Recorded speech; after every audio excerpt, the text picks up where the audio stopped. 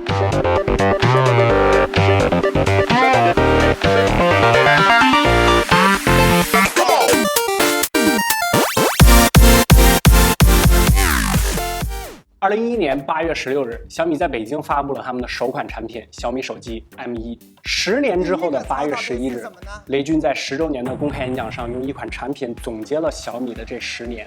没错，这就是我们今天要聊的小米10至尊纪念版。除了总结意义啊，至尊纪念版呢也算是小米的一次涅槃吧，为自己的10年光阴画上了一个句号，然后回车另起一行，开启下一个10年。Hello， 大家好，我是王炯，欢迎收看本期小白测评。今天咱们深入聊一聊小米10至尊纪念版。初次上手的时候，最吸引我们的反倒不是120瓦的首发快充，也不是国产120赫兹的10比特 OLED 屏幕，而是这个外观 ID 设计。是的，至尊纪念版突破了小米一以贯之的设计，放弃了一些青春的感觉，多了一点品质感，或者说高级感。这是一个很难用语言去描述的感受啊，并且高级感这个词本身它也不存在。那么究竟什么是高级感？这让我们想到了德国的工业设计师迪特拉姆斯的设计实践之中提到的，好的设计是克制的、细微的、尽量少的设计。至尊纪念版相比小米10确实克制了不少。首先就是配色上，透明、亮银、陶瓷黑的配色都显得非常纯粹，没有高饱和或者多变色那种强烈的冲击感，显得更有品质、更低调一些。尤其是把米10系列和至尊纪念版放在一起的时候，这种感觉会更加明显。除了配色呢，后摄的设计也是进步之一。小米10系列的广角和闪光灯被独立在外，分散的设计让后摄整体显得有些凌乱。至尊纪念版虽然也独立了5倍的光学变焦模组，但是被同样的圆角矩形约束在内，显得更加统一，多了一丝层次感。而闪光灯和文字的点缀也恰到好处，如果没有这些点缀啊，那么看起来就会是这个样子。不得不说，这次的高级感很大程度上拜后摄所赐，但是依然差了一丝味道，就是后摄并没有做黑化处理。克制之余啊，细节的进步也是至尊纪念版更加出色的地方。整个机身相比于米10系列更加的精细，机身的曲面过渡都更加顺滑统一，隐藏的微缝听筒也比米10的设计更加精致。屏幕和玻璃背板与中框的结合也处理得非常出色，并没有肉眼可见的缝隙。相比之下，三星 Note 20 Ultra 这款起售价近万元的手机还能插进去 A4 纸，有些说不过去了吧？同时，中框和贝壳颜色也处理得几乎一致，带来了更加一体的视觉感受。而这些改变就造就了小米10至尊纪念版的这个高级感。当然啊，高级感它并不一定就是好看的，我们可以说它是一种看起来好像很贵的一种质感，就像是有些人觉得至尊纪念版这个名字都挺高级的，但是有些人觉得它有点土啊，这是一个道理。不过这台机器不可避免的也有一丝丝中年商务风的感觉。当然了，质感呢很难通过画面和语言去表达。如果你附近有小米之家的话，还是亲自去线下摸一摸，感受一下。同时还可以体验一下这220多克的重量带来的坠手感，贴膜带套可真的是半斤米啊！这也是陶瓷黑没能上陶瓷贝壳的一个主要原因吧。如果要是这台机器上了陶瓷贝壳，那裸机就估计能到半斤了。品质感这个东西依然是见仁见智的偏好，但是首发量产的120瓦有线快充就是人尽皆爱的升级了吧？120瓦，官方宣称23分钟即可充满，在小白测评标准充电测试环节，5分钟充入36%，23分钟提示充满，机身最高温度54度左右，在100瓦左右的功率下，这个表现还是非常不错的。想象一下，睡前忘记充电，起床随手一充，刷牙洗脸吃饭的时间就把手机给充满了。即将出门但是忘记充电，随手一充，10分钟就可以充入1半多的电量，这种体验完全打破了以往的感受。但是对于测评者而言呢，体验极差啊！为了测试只有不到半小时的充电，需要花上大半天的时间去把它耗光啊！这真是一个漫长的等待了。那么小米是怎么实现120瓦的大功率充电的呢？大家也非常关心啊，还有另外一台120瓦，也就是 iQOO 5 Pro， 我们也专门做了对比。由于电池容量不同， iQOO 5 Pro 要稍微小一些，4000毫安的电池，折算之后呢 ，iQOO 这边确实要更快一些。包括温度，我们直接放上图表，大家可以自行对比一下。充电头好说啊，大不了做大体积嘛，这个毕竟没有太多的限制，这次也达到了183克，赶上一手机的重量了。但是对于手机而言，就有了种种限制。首先就是物理体积，手机不可能塞下硕大的变压结构，而如果取消降压，充电器就需要输出极大的电流。根据电池4.2伏的电压计算，120瓦的功率，电流就有30安之高。电流越大，对应的水管就得更粗，数据线的直径怕是得有1厘米之多啊！出门带着根绳子是绝对不可能的。这个时候，电荷泵和双电池就起到了降压的效果。对于电荷泵详细的解读，大家可以回看我们小米9身测那期视频，我们对电荷泵的原理做了非常详细的说明。B 站的小伙伴直接看 P2 片段就可以了，这里不再赘述了。OK， 下面大家把初中物理这4个字打在公屏上啊。简单来说，120瓦的功率，以20伏6安的电流输入手机，并联的双电荷泵分别分摊了20伏3安的电流，并转化为2路10伏6安共12安的低压电流。串联的双电池平分电压分别得到了5伏12安的电流。再简单点说，就是2颗电池分别以60瓦的功率进行充电，加起来120瓦。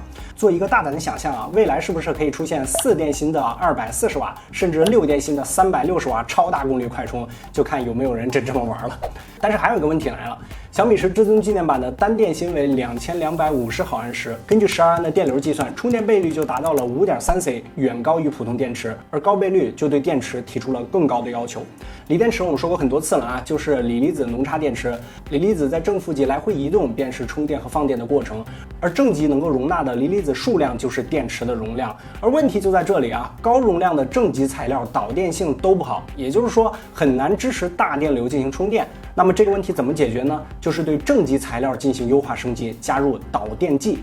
利用导电性更好的材料优化正极的性能。当然这也带来了另外一个问题啊，导电剂本身会占用空间，导致锂电池的容量减少。这个时候就是成年人什么都要了啊，又要性能好又要体积好的导电剂，那么就是石墨烯基材料。结构稳定，比表面积大，导电性能良好，对于体积有限的手机电池而言是极好的导电剂。我们举一个不太恰当的例子，正极材料呢就像是海绵，锂离子就是海绵吸的水分，而石墨烯基导电剂就是食盐。加入了食盐的水，导电性能自然就更好一些。而除了加入导电剂，锂电池的负极材料、极饵结构、电解液性能和电池隔膜的孔径都决定着电池充电倍率的上限。篇幅有限啊，实在是太长了，我们点到为止。如果你想看具体的科普呢，不如3连一波，点赞如果超过15万，我们就仔细聊一聊。虽然原理明白了，但依然还有一个问题，手机锂电池的充电电压不能超过电池的限制电压。根据拆解图呢，我们可以看到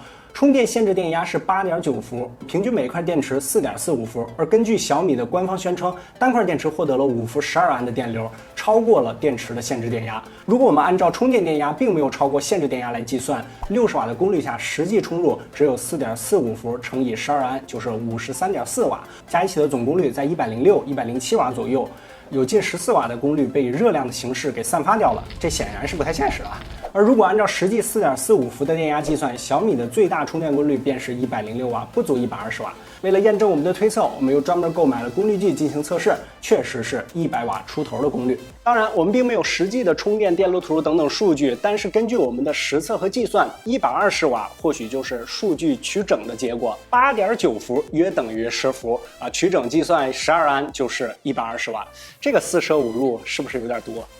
除了120瓦有线快充，小米十至尊纪念版还首发量产了50瓦的无线充电，充满耗时40分钟。唯一的遗憾就是这个硕大的后摄模组啊，导致无线充电线圈不得已向下移了不少，导致小米自己的立式无线充都无法正常使用了，需要加入一个电块垫高手机才可以进行充电。之前的无线车充也无法给至尊纪念版进行充电了。下面我们先聊聊这组低插油第一，甚至让无线充电结构都妥协的后摄表现。而这次的后摄呢，不得不提的就是这颗国产的主摄豪威的 OV48C。虽然它只有4800万像素，但是它拥有1.31英寸的超大底，并且支持双原生 ISO 和单帧主航 HDR 技术。不着急聊技术啊，这次我们凑齐了4家超大杯，先拿样张来说话。首先是光线充足的白天，除了 vivo 出现了过曝之外，其他手机均没有明显的问题，观感也基本一致。但是在暗处的表现上，小米十至尊纪念版要更加出色。比如这一组样张，小米解析力要强于华为，纯净度也好于三星，综合表现最佳。而在大光比的场景下呢，小米虽然力压群雄表现最佳，比如这组样张，只有小米的西瓜纹路最为清晰，但是翻起车来也挺严重的啊。比如这几组不仅出现了过曝的问题，紫边也非常严重。而光线复杂的室内，小米依然会出现翻车的问题，比如这一组无印良品的样张，只有小米出现了过曝。解析力上，日常像素4合1的情况下，大家都是1000万像素左右，表现差距不大。而在长焦上呢，由于小米原生的潜望就是 MX586 5倍光变，可以做原生的4800万去马赛克，即便4合1之后和三星一样是1200万像素，但是解析力明显要强于三星，甚至在10倍下白天也可以和华为一战。但是在120倍下呢，小米翻车了。我们首次拍摄120倍时呢，无论如何只能拍摄出这样的样张，和曲景康的阅览图明显不一致啊，这个样张也有着明显的问题。刚开始我们以为120倍拍出来就是这样的时候，小米突然又拍出来2张正常的样张，也就是最后这2张正常的。这个问题只能等待后续的 OTA 更新升级了。如果你的120倍长焦也出现了这个问题，那么截屏可能会更好一点。不过长焦的使用概率并不如广角啊，而小米的广角表现非常出色，这个等效12毫米的大视角带来的视觉冲击力非常强。相比之下呢，华为的广角就像是主摄，当然更广的视角呢导致了更差的画质，暗处的细节保留和高光压制呢表现都不佳，鱼和熊掌不可得兼啊。但是广角嘛就是要广，这个更强的视觉冲击力才是广角应该做的事儿，反正这是我的个人看法啊。而在三摄的白平衡统一上呢，小米表现也不错，好于三星，稍差于 vivo， 但是也算是绝对旗舰阵容的。夜景方面呢，普通模式下小米直接调用了夜景拍摄的算法，所以普通模式和夜景模式下拍出来的样张差距不大，有的时候普通模式反而还要更好一些。只有在更极限的环境里，夜景才能和普通模式拉开差距，在曝光上更胜一筹。极限一些的环境下，在暗处细节保留甚至要好于华为。但是在大多数场景下，小米无论是普通模式还是夜景模式，和华为的差距都不大，都互有胜负。同时在夜景大光比的环境下，小米的主摄也没能像白天一样拉开差距。除了主摄呢，这一次小米还在夜景之中加入了广角。但是考虑到白天的表现啊，小米的夜景广角是不是很差呢？倒也未必。普通模式下呢，广角自然表现不佳啊，这组极限暗光下甚至能拍出针孔摄像头的感觉。但是在夜景模式下，广角的纯净度提升了不少，虽然有着严重的涂抹感，但是总体表现还不错。毕竟还是那句，广角就是要广嘛。最后呢，我们再补上一组不常用到的极限暗光啊，肉眼都看不清的场景下，你觉得谁表现最好呢？走一波弹幕。OK， 样张看完了，咱们来点硬的技术解析环节啊。之前总有人说看我们的开箱太浅了，什么专业东西都不聊，现在跟你聊一点硬的。什么是双原生 ISO Fusion？ 别着急啊，聊 ISO 之前呢，咱们先要简单了解一下 CMOS 的工作原理。首先，光线进入镜头打在 CMOS 上，也就是光电二极管，然后光电二极管被激发生成电子，随后电子进入市井，曝光时间结束时断开二极管连接。由于不同位置的像素光照不同，所以不同位置的市井拥有数量不同的电子，从而形成了不同的电压。但是这个时候电压太弱，需要通过模拟放大器进行放大和降噪。放大之后的信号进入数模转换，变成了子像素的亮度值，配合去马赛克算法，最终就形成了图像。而这整个过程里边包含了曝光的3个要素：光圈的大小，就是第一步中决定光线进入量的参数；第二个快门时间，光电二极管感受光照的时间，以及感光度，也就是 ISO。这3个要素决定了你照片的画质，某个环节高了过曝，某个环节低了欠曝。我们都知道手机摄像头的光圈大多是固定的，而过长时间的曝光会因为手抖导致照片糊掉，根本没法看。那么修改 ISO 或许就是最后的办法了。一般来说，原生 ISO 就是模拟放大器的倍率，通常只有1个，而手动修改 ISO 的数值，修改的一般是数模转化之后的数据，在数模转换之后，再通过算法放大，和后期提亮差不多，噪点爆炸。双原生 ISO Fusion 就是拥有2套电压的模拟放大电路，而这2套电路拥有不同的放大倍率，对应的就是原生高 ISO 和原生低 ISO， 而这就实现了双拍的效果。低 ISO 保留高光细节，高 ISO 提高暗处细节，结合2路合成一张最后的成片。就好比你的手机镜头支持2个原生的光学变焦倍数，你在变焦的过程之中，芯片算法有远近2个原生值可以参考，那势必比1个原生倍率算出来的照片要更好，画面也会更漂亮。理论上，这可以实现更高的动态范围和夜拍纯净度。在光线充足的大光比场景下，小米确实实现了更高的宽容度，但是表现飘忽不定，有待进一步调教。而在夜拍下，主摄的表现也是非常优秀，而且不是 RYB， 也无需担心偶尔的变色问题。不过这和我们对双原生 ISO 的期待还有一些差距，它的实力其实还有上探空间。总体来说，小米是至尊纪念版的拍照，是机圈绝对顶级阵容，但是目前总体发挥并不是太稳定，需要软件进一步优化，未来可期。不过在这里我必须要吐槽一下这个广角的设计，这次小米依然将广角放在了最下面。我们在开箱中也聊过了啊，在我们拍摄样张的过程之中，每一次拍摄广角都需要重新换个握持的姿势，尤其是等效12毫米的广角画面，手需要非常靠下的握持。对于220克的重量啊，手小的人总感觉握不住这台手机，对于单手拍摄的体验非常差。那么是不是这个镜头不得已放在最下面呢？我们觉得不然。通过拆机图我们可以看到，虽然广角和人像的模组尺寸有些区别，但是机身和主板其实预留了相同的面积，也就是说不影响主板的情况下，其实是可以调换人像和广角这两个镜头的位置的。可能确实还有一些我们其他不知道的结构设计原因吧。广角应该是主摄之外最为频繁使用到的镜头，在小白测评的调研之中呢，我们也验证了这个结果。这个设计 bug 最早在 CCU Pro 就已经出来了，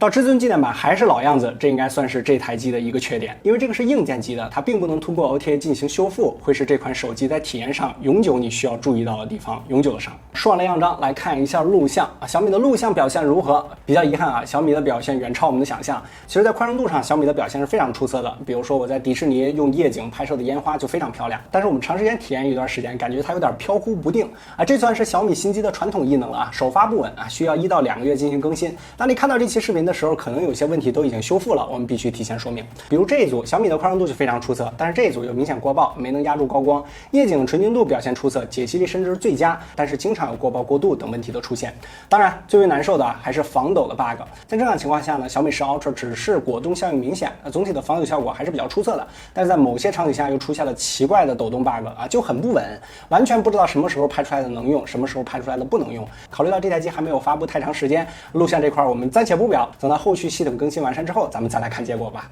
性能环节，既然是10周年的纪念版，那么性能自然就不需要担心了。作为数字系列的总结之作啊，堆料肯定十足。这条参数就不给大家念了。安兔兔方面呢，小白测评数据库第一，不过 Geekbench 5和 3D Mark 上稍显不足，没能挤进前10。但实际表现上，小白测评20款应用2轮打开时间和光明山脉帧率测试都是并列第一，而和平精英手动最高画质下发热呢也并不严重，这个位列前茅，综合性能可圈可点。总体来说，在小白测评数据库之中，小米10 Ultra 的综合表现依然是最前排的手机之一。除了堆料给你一个大满足之外，还有一个点我们要重点表扬小米，那就是这块120赫兹原生10比特来自华星光电的国产 OLED 屏幕。在我们实测之下，这块屏幕最大亮度449尼特，峰值亮度740尼特，足够了日常的使用。小白测评150尼特同屏亮度差测试之中，小米的表现也位列第一。这块国产屏幕的核心参数除了亮度稍逊一筹之外，其他方面都可圈可点。在小白测评的标准测试下，原色模式下平均色彩偏离值 1.6， 最大 3.1 表现出色，而在显影模式下色温偏冷，所以在标准测温下就出现了整体色彩偏移的问题。最大的遗憾是这块6.67寸的大屏只有 1080p， 没能上到 2K。实际的细腻程度上呢稍显遗憾，但是有10比特和 MEMC 的加持，这块国产屏幕不应该给点个赞吗？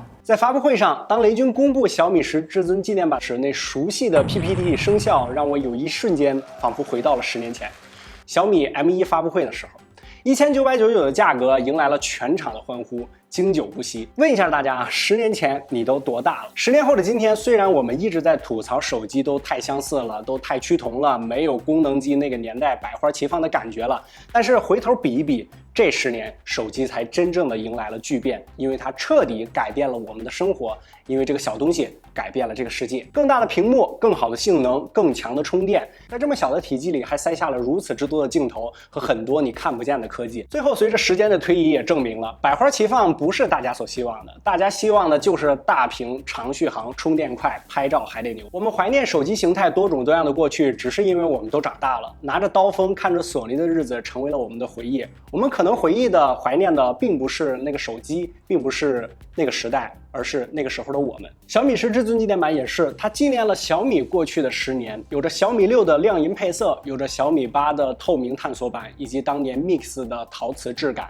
还有目前最强的小米堆料。小米把这10年所有的东西全部都放在这台手机里了，然后用这台手机和过去的10年告别。是的，那这台机呢，它用了当前最强的硬件啊，它没有特别的探索未来。或许11才是探索未来的开始，也或许它把探索未来的任务交给了 Mix 系列。